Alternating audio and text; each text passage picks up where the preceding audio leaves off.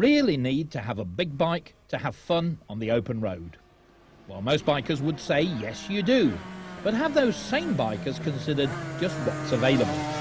Let's compare Suzuki's big brother and little brother, the 1993 GSXR-1100 WP and the RGV 250p. The 1100 is Suzuki's all-time bestseller and the latest in a line of muscle machines that started back in 1986. The 250, on the other hand, is a more recent arrival, a two-stroke baby brother that is closest to its road racing relatives. We went to Donington Park to put both bikes through their paces. We used the full 2.5-mile Grand Prix circuit. So who better than British Grand Prix racers James Hayden and Ron Haslam to try the bikes? Keith Ewan, you've raced at Donington many times. What sort of circuit is it, and what can we expect from the two machines? Well, Donington Park is a great track. It's very, very smooth, very, very safe, and you can see here now Ron Haslam on the 1100 descending down the best part of the track as far as I'm concerned, Craner curves. And really you get no rest at Donington Park. It's one of those tracks where you carry a lot of corner speed for a long, long way around the track. It's from one side to the other. Hayden there drops into picture at the old hairpin now. And the 250 I would expect to be a lot better through this particular section of the course. It carries, as I say, a 250 will carry more corner speed than the big 1100. Ron Haslam will have his work cut out to stay in front of the youngster around this particular part of the track. The 250 will be more nimble on the brakes. Will probably be able to stay on the power through the turns a little bit better than the big wiggly 1100. You can see they're getting a bit of a shake through McLean's up the hill now towards Coppice, but look at that, the 1100 power right up the inside there of Hayden. So the 250 obviously a bit short on horses around a racetrack. But you can expect this part of the track, yes, and again Hayden slides through around Coppice onto the back straight, but I expect the 1100 will blast past down under the Dunlop Bridge, down towards the S's. But the S's again, the 250 will be very, very nimble here. So Haslam on the brakes at the S's on the Grand Prix course. And yes, indeed, Hayden sneaks up the inside, impetuous as ever. Well, these young riders, you know what they're like, Chris, you just can't hold them back.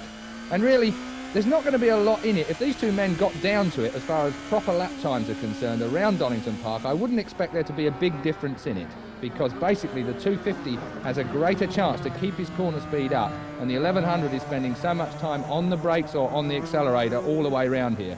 But there again, Haslam's not a man you can hold back often. Up towards Goddard's then, the left-hand hairpin onto the start and finish straight, and Haslam on the 1100 is just in front. No, he's not, so Hayden slides through again on the brakes to complete their first lap of Donington Park. Both of them certainly look as if they're enjoying it. Out towards Redgate, it's the 250 that has consistently led the 1100 round here. This, I have to say, is not a race, and Haslam would be slightly more competitive if it really was, but the 250 does seem to have some advantage round the curves of Donington Park, through Redgate, down Hollywood and on to Craners again, and this is the part of the track that we would expect the 250, even though it's got soft road suspension, to have some advantage over the big 1100. The 1100 is heavy.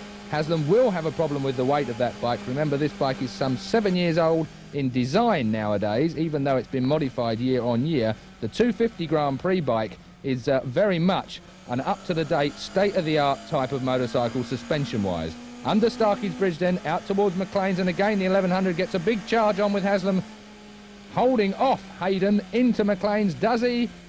We wait to see whether Hayden comes back at him, and yes he does.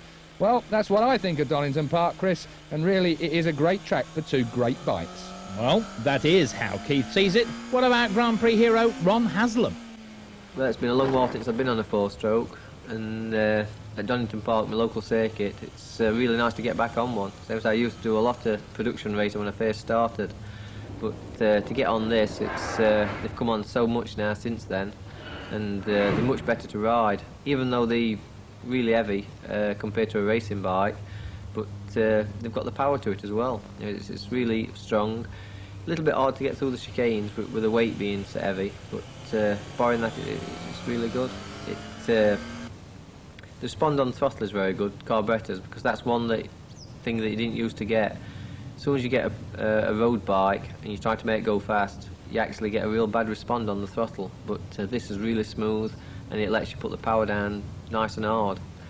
Saying that, it's again, it's a road bike, so when you say nice and hard, you tend to get a bit of a weave and wobble compared to a racing bike. But actually fun to ride, and you know, on the track it's real enjoyment.